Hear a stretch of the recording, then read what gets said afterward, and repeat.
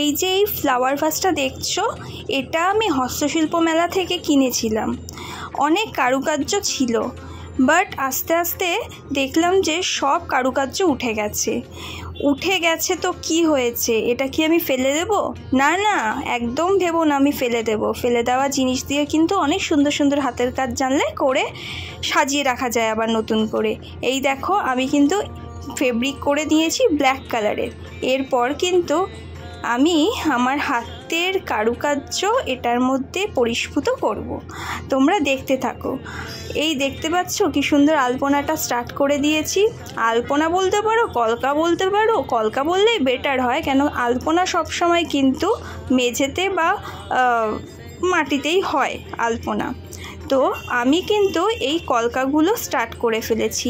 আঁকাঝোঁকা অনেক দিন ধরেই কিন্তু বন্ধ করে রেখেছিলাম কাজের চাপে, কিন্তু না, নিজের শিল্পত্ব কিন্তু বন্ধ করে রাখলে সেটা কিন্তু মরিচা পড়ে যায়, তাই তো? হ্যাঁ, তো এখানটা শান দেওয়ার জন্য কিন্তু আমি আবার স্টার্ট করে ফেলেছি আমার কারুকার্য।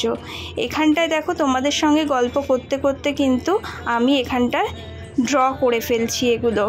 আর হ্যাঁ, এটা কিন্তু পুরোপুরি তুলিতেই করছি, আগে কোনো স্কেচ করে নিইনি। আশা করছি পরবর্তী সময়ে আরও ভালো ভালো ড্রয়িং তোমাদের সামনে তুলে ধরতে পারবো। শুধু ড্রয়িং বলছি কেন, অনেক রকমের হাতের কাজ কিন্তু তোমাদের সঙ্গে আমি তুলে ধরবো। তো স্টার্ট করেছি আর শেষও করলাম।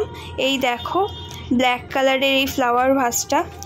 আসলে কিছু কিছু টাইমে এই সব কাজ করলে মনও কিন্তু ভালো হয়ে যায়।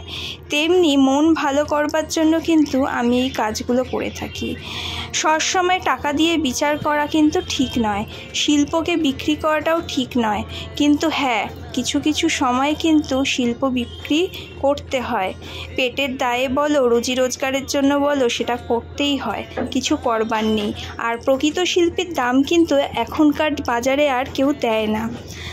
অনেক বলে ফেললাম। কেমন হয়েছে আমার এই কারুকার্যটা জানাতে ভুলো।